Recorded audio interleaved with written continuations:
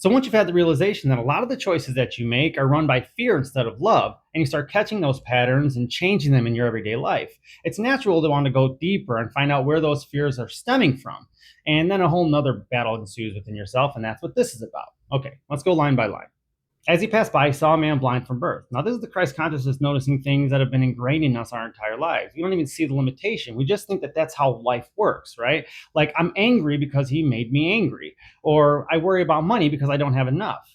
All your life, you've been learning these things, and they happen instinctually before you even think about it. Like, I need money before I relax. That's not fear, that's just how money works. Or if someone disrespects me, I need to defend myself. That's not fear, that's just what you do. They're seated so deep in us that we don't even think about it anymore. They're instinctual. But once you start noticing this fear love paradox, then it's natural for you to want to go deeper and find out the source of it. And his disciples ask him, Rabbi, who sinned, his man or his parents, for him to be born blind?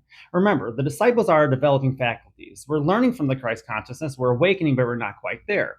We know that our anger is fear, but that comes from my Father. When we realize that we see everything through a lens of fear, we naturally start to investigate our history. Or was it my childhood? Was it my parents? Was it my circumstance? Was it just me? We're still interpreting discovery through judgment. I know it's there, but who put it there? We're looking for blame. This is just a natural human response. Jesus answered, it was not that this man sinned or his parents, but that the works of God may be displayed in him.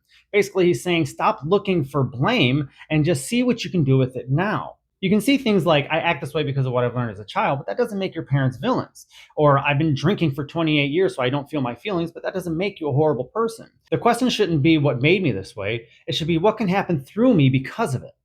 We must work the work of he who sent me while it is day. Night is coming when no one can work. Remember, night is darkness or unawareness, and day is when you are aware of it. So what he's saying is we have to do these things while we're thinking about them, while we're in our awareness, before they go back into our unconscious. This is when you have a huge revelation. You're like, oh my God, this is why I think like this. And then 3 weeks later, you get triggered and you act the same way, right? Because it's in your unconscious. As long as I am in the world, I am the light of the world. The world is human experience. So as long as you're using that Christ consciousness, things will be illuminated. You'll be aware and be able to see things for what they are. You don't change your past, you change the lens through which you look at it. Having said these things, he spit on the ground and made mud with the saliva and anointed the man's eyes with the mud. Now, this is one of the most symbolic passages in the Bible. If we go all the way back to Genesis, you'll see the dust of the ground, which are the basic building blocks of material existence, what make up the human experience. And then he spits on it. It comes out of his mouth. This is how you speak. So this is the truth. And then you mix human existence with Christ consciousness, and you get that mud that he anoints onto his eyes. And this is like consecrating for a purpose, right? That's what anoint means. And he puts it on his eyes. We're pointing towards perception here. It's the same life, but a different lens. You take everything that you've been going through and you try to see it through love instead of fear now. And said to him, go wash in the pool of Siloam, which means sent. And he went and washed and came back seeing. John uses go all the time. This means take action. You have to participate. And we've seen pool before in the third sign. See, that pool of water is your inner emotions, the thing that live within you. But if you go back to the third sign, you see that he never touched the pool. This time, he has to take action. That he was picking up his past. Now, he's actually going in it and washing that past and beginning to see it through a different lens. And this is cool too. Siloam, which means sent. So he's being sent by the one who was sent. And he went. He didn't make any excuses. He didn't argue. He took action. And he comes back seeing a whole new perception. We can stop the lesson right there, right? We see that everything is fear instead of love. You change it to love. You think, oh no, where did this come from? Oh, don't worry about that. Let's just see what we can make of it. Great lesson. But that's not how the human mind works. We have a lot more work to do before we change all the perceptions within ourselves, because there's a lot of patterns in there that keep them in place. So what happens when those old parts within you encounter the part of you that can see now? The neighbors and those who had seen him before were asking, is this not the man who used to sit and beg? What are neighbors? Well, how do they know you? They know you from what they've repeatedly seen, right? Like your neighbor probably knows exactly when you leave for work because you go out at the same time, and he knows when you come home because you come home at the same time. This is your self-concept based on past behaviors, things you've repeated for years. And the word beggar here implies dependent. What he needs must come from outside of him, mirroring the man from Bethesda, but now he has washed and he sees things differently. Perception can change before your identity catches up and you start battling within yourself. As we see with some say it is he, others say no, but he is like him. But he kept saying, I am the man. The transformation is so significant that the old identity can't reconcile with the new person or the old person, because that identity was constructed with limitations. You take that point of view away, and now the old identity doesn't fit anymore. And notice he kept saying, I am the man. He has to keep repeating himself to his old identity because it keeps questioning him. But he's saying, yes, I am the man who was a beggar, and I am the man who now sees. That's integration. You don't have to reject the old self to become a new person. This is accountability without condemnation. Don't blame anyone or yourself for who you are, but don't pretend that it wasn't you either. Own it without being imprisoned by it. Transformation doesn't erase your past, it just changes what your past means about who you are. So they asked him, then how are your eyes open? Once your identity accepts, okay, this is me, the natural next question is, well, then how did I change? I know that this is still me, but I'm not acting the way that I used to. How? He answered, the man named Jesus made mud and anointed my eyes and told me to go wash in Siloam, so I washed and received my sight. He knows the process now. He's actually thinking about it because experience comes first, then understanding deepens later. And notice, Jesus is just a man to him here. This deepens as we go along. They said to him, where is he? And he said, I don't know. The old identity wants to find the cause. Okay, you've changed, but where did it come from? And he says, I don't know. He just called Jesus the man named Jesus. He doesn't understand Christ consciousness yet. So instead of pretending to know something he doesn't know, he admits his limitation of understanding. This becomes very important when the Pharisees show up. So they brought to the Pharisees the man who had formerly been blind. Now, if the parents are conditioning and the neighbors are repeated actions, then the Pharisees are the rules and logic that protect the old worldview. Now we move from are you different to are you allowed to be different? This is you can't feel financially secure without financial security. Now, it was a Sabbath day when Jesus made the mud and opened his eyes. We're bringing the Sabbath back. What is a Sabbath? It means rest, but false rest, what we think is rest, what we think is peace in our lives. So our logical mind or the Pharisees are going to say, keep everything as it is. Don't change anything because this is how we get through life. It's just so much easier to think this is because of my parents or my upbringing or my circumstances. So once you start diving into that now with this new consciousness, your view of those are going to change. And your innermost logical mind doesn't want that to happen because they're going to think that it's going to steer you away from peace. So the Pharisees again asked him how he received his sight. And he said, he put mud on my eyes and I washed and I see. The answer changes. It's shorter. It's something that we're going to have a problem arguing with. Or maybe he's just understanding it clearer. Either way, direct experiences challenge the rules that have been put in place. The rules of the mind don't break easily. It'll try to argue its way back into agreement with its old ways. Some of the Pharisees said this man is not from God, for he does not keep the Sabbath, which means this transformation violates the rules that I have in place that I believe bring me peace. But others said, how can a man who is a sinner do such signs? See, the evidence doesn't fit the rule anymore. This is like the rule of if somebody disrespects you, you have to defend yourself. But then why, when you don't defend yourself and you turn the other cheek, do you feel stronger for doing that? Or if you think that letting go of control will make things fall apart, then how come when you surrender, you start to feel more peaceful? And there was a division among them. Now, this is cognitive dissonance, when two opposing beliefs exist at the same time. So they said again to the blind man, what do you say about him since he opened your eyes? And he said, he is a prophet. So they hand the question back to the transformed conscious self. This is the first step of internal authority. And notice, first Jesus was a man, now he's a prophet. And what's a prophet? A truth bringer. So he's starting to recognize higher truths. The Jews did not believe he was blind and had received his sight until they called the parents of the man who had received his sight. The Jews, we already know, are our inner regulations, and the Pharisees are the ones that uphold those laws that keep us safe. And we go to the parents. Any offspring is what comes after. So then the things that come before it would be the parents. We're going back to our conditioning to make sure that this actually was what we learned there. And ask them, is this your son that you say was born blind? How then now does he see? The mind goes back to the origin of the pattern and asks, was I really always like this? And we find that this way of seeing was there before we even understood that we were seeing it this way. His parents answered, we know this is our son and that he was born blind. So yes, these patterns came out of our formative conditions. But how he now sees, we do not know, nor do we know who opened his eyes. Ask him. He's of age. He'll speak for himself. Formative structures cannot understand consciousness that transcends them. He is of age. Now you're taking responsibility for your consciousness and your actions and your viewpoint.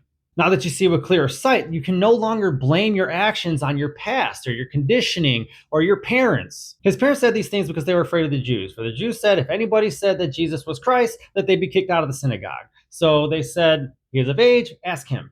They feared the Jews, fear. We realize that all those formative responses were also produced by fear from our upbringing or our parents.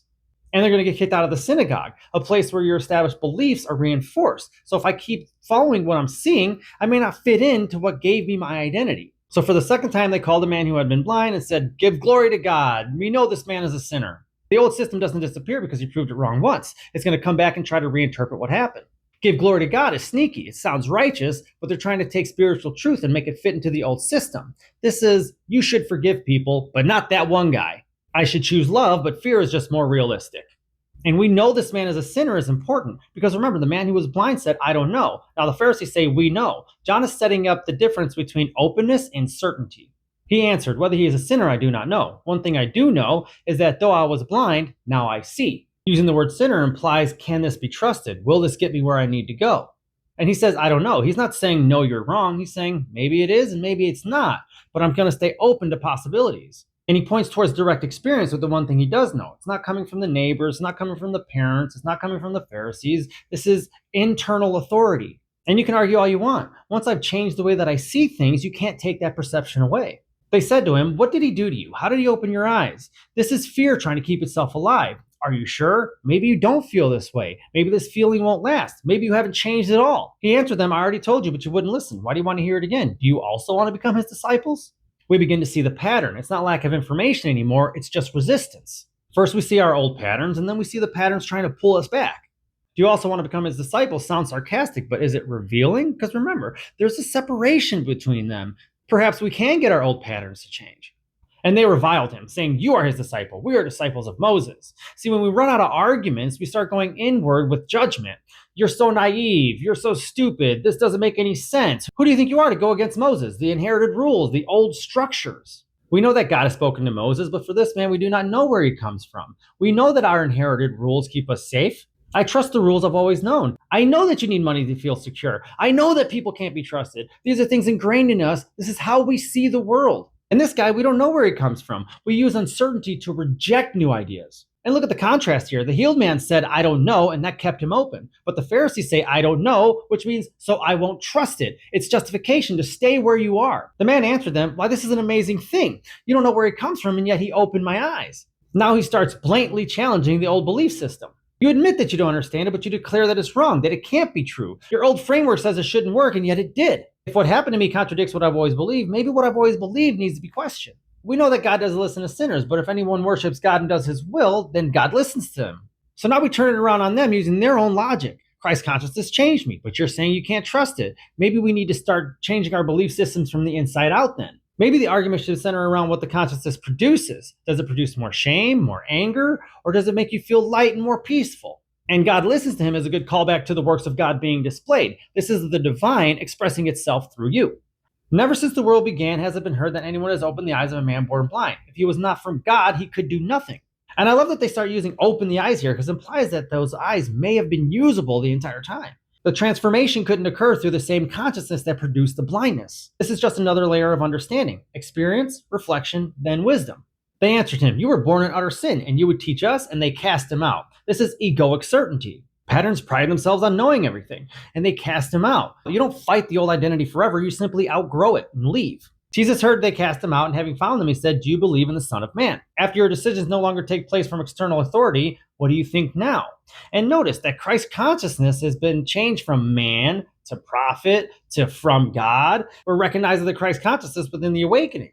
And he asked them, who is he, sir, that I may believe in him? He still doesn't pretend to know stuff he doesn't know. You can start living through Christ consciousness without even knowing where it comes from. And he's saying, where is this higher consciousness? I want to know it better. Jesus said, you have seen him, and it is he who is speaking to you. You can experience love instead of fear, or change your emotional state, or question your conditioning, and still not even know where that's coming from.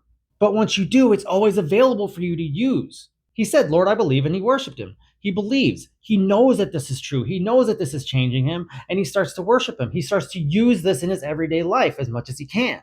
Jesus said, for judgment I came into this world, for those who do not see may see, and those who see may become blind. Judgment here is discernment, revealing the difference between separation and truth. And the world is human experience. You can distinguish now between fear and love, conditioning or truth, or identity and repeated behaviors. Christ consciousness doesn't condemn your blindness, it just shines a light on it so you can finally see what it truly is. Those who do not see may see. Awareness of blindness allows transformation. And those who see may be blind. Certainty in the old worldview prevents growth. Some of the Pharisees near him heard these things and said, are we also blind? We finally start to think maybe the rules and justifications of our old worldview are part of the blindness. Jesus said to them, if you were blind, you would have no guilt or have no sin. But now that you say we see, your sin remains. So the section started with blindness and sin and ends with it. The question is not whose fault is it that I'm like this, it's what am I going to do with it now that I know? Fear is not the sin. Refusal to see fear after it's been illuminated just keeps you trapped in it. Being shown your blindness, but insisting that you've been able to see this whole time. Unawareness is not the problem. Refusal to question your perceptions is. Once awareness arrives, what are you going to do with it now that you can see? Okay, thank you. Go and watch the breakdown of the other 5 signs that I have on my page. Put any questions you have in the comments. Like, share, subscribe. Thank you, and I love you.